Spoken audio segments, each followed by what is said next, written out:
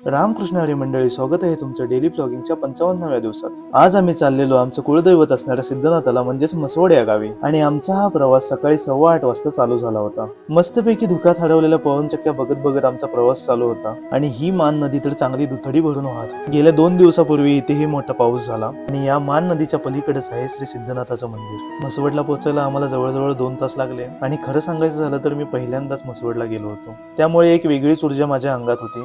सिद्धनाथांचं दर्शन घेताच मन प्रसन्न झालं. तुम्ही सिद्धनाथांचं दर्शन घ्या आणि बोला सिद्धनाथाच्या नावानं अंग भलं. आज गर्दी जास्त नव्हती, त्यामुळे लगेचच दर्शन झालं.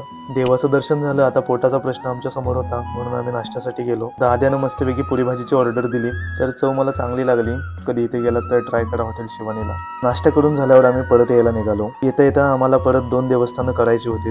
एक होतं ते म्हणजे भोजलिंग, आणि हे तर पूर्ण डोंगरावर आहे. त्यात रस्ता पण डेंजर. नशीब आम्ही आज जाताना पाऊस नव्हता आणि थोड्या वेळातच आम्ही भुजलिंग मंदिरात पोहोचलो. देवाचं दर्शन घेतलं. तुम्हीही माझ्यासोबत देवाचं दर्शन घ्या. दर्शन घेऊन झाल्यावर आम्ही परत खाली उतरायला निघालो आणि हा व्ह्यू बघा कसला खतरनाक आहे. त्यानंतर थेट आम्ही आलो खरसुंडीच्या सिद्धनाथाला. आणि इथे तर आज खूपच गर्दी होती, त्यामुळे बाहेरनच पाया पडलो. आणि या स्क्रीन मधून तुम्ही देवाचं दर्शन घ्या. देवाच्या दारातला महाप्रसाद कधी चुकवू नये असं म्हणतात. थोडा का होईना तो महाप्रसाद खावा. ते सर्व करून झाल्यावर आम्ही घरी जायला निघालो. भिवघाटाच्या आधी हे म्हसोबाचं मंदिर लागतं, तिथेही आपल्याला थांबायला लागतं. तिथे थांबलो, थोडा वेळ नारळ दिला, पाया पडलो आणि घरी यायला निघालो. सकाळी धुक्यात हरवलेल्या पवनचक्क्या आता मात्र क्लिअर दिसत होत्या. जसं आधी घराच्या जवळ आलो तसं पहिल्यांदा पेट्रोल टाकलं आणि त्यानंतर मी घरी आलो.